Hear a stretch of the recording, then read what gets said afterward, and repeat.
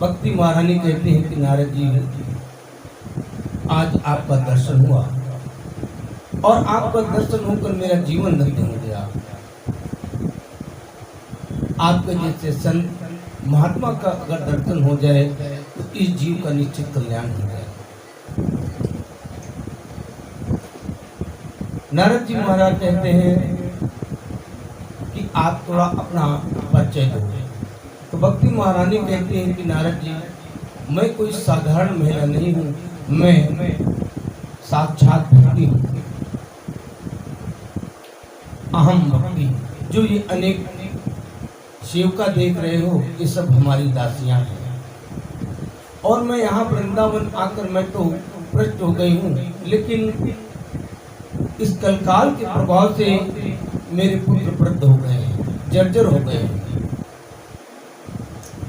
भगवान संसार में देखने को मिलता है कि माता पिता होते हैं वृद्ध और संतान होती है युवा, और यहाँ तो उल्टा ही हो गया कि मैं तो वृंदावन में आकर हो गई हूँ युवा जवान, लेकिन मेरे पुत्र वृद्ध हो गए हैं। महाराज, अब मैं इस वृंदावन को छोड़कर कहीं और चली जाऊंगी, क्योंकि जहाँ पर संतान सुखी नहीं होती है, वहाँ पर माता पिता कैसे सुखी रह सकते हैं। नारद जी महाराज कहते हैं कि देखो भक्ति, तुम्हें कहीं जाने की आवश्यकता नहीं है। अगर वृंदावन से भक्ति ही चली गई तो वृंदावन में बचेगा ही क्या।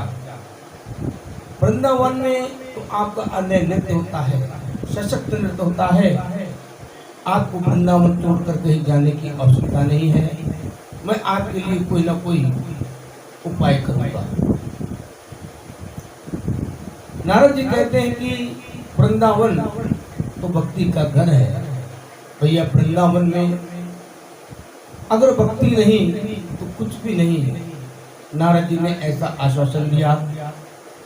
भक्ति महारानी कहती है, हे ब्रह्मा पुत्र नारद, मैं आपसे बहुत प्रसन्न हूँ। आपके ही उपदेश सुनकर उस 5 वर्ष के बालक ध्रुव ने भगवान को प्राप्त कर लिया, और आपके ही उपदेश सुनकर उस प्रहलाद ने भगवान को गंभीर से प्रकट कर दिया। मैं आपको कोट कोट प्रणाम कर रही हूँ। नारद जी ने कहा, आपको चिंता करने की कोई आवश्यकता नहीं है। ऐसा आश्वासन दिया, और ज्ञान वैराग के लिए प्रच करने के लिए नारद जी ने अनेकों उपनिषद सुनाए, वेद सुनाए, लेकिन न तो ज्ञान उठा न वैराग उठा। नारद जी को बड़ी चिंता हुई। बंधुओं, नारद जी को एक आकाशवाणी सुनाई पड़ी कि नारद जी, अगर आप ज्ञान वैराग को पृष्ठ करना चाहते हो, इनके लिए आप सत्कर्म करिए। जब नारद जी ने सुना, नारद जी पुनः भ्रमण करने लगे सृष्टि पर, और सबसे यही प्रश्न करते हैं कि सत्संग क्या है, सत्कर्म क्या है, लेकिन कोई जवाब नहीं दे पाया। अंत में घूमते हुए बद्रीनारायण पहुंचे हैं। वहां पर संत कुमारों का दर्शन हुआ। संत कुमारों ने कहा, क्या नारद जी आप भूल गए? सत्कर्म तो भागवत की कथा है, आप ही ने वेदों व्यास जी को दी थी। आप जानकर भी अनजानों जैसी बात कर रहे हैं। आप ज्ञान वैराग को प्रकट करने के लिए श्रीमद् भागवत की कथा कराइए। श्रीमद् भागवत की कथा से ज्ञान वैराग प्रकट हो जाएंगे। इनके लिए आप श्रीमद् भागवत की कथा कराओ। जब नारद जी ने सुना, नारद जी बहुत प्रसन्न हो गए। नारद जी ने कहा, अब मैं ज्ञान वैराग के लिए श्रीमद् भागवत की कथा कराऊंगा। ये भागवत ही तो वेदों रूपी कल्पवृक्ष है। यही तो वेदों का फल है, सार है।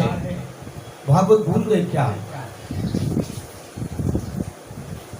नारद जी बहुत प्रसन्न हो गए और मन में सोचा कि मैं अब इन ज्ञान वैराग को प्रकट करने के लिए श्रीमद् भागवत की कथा कराऊंगा।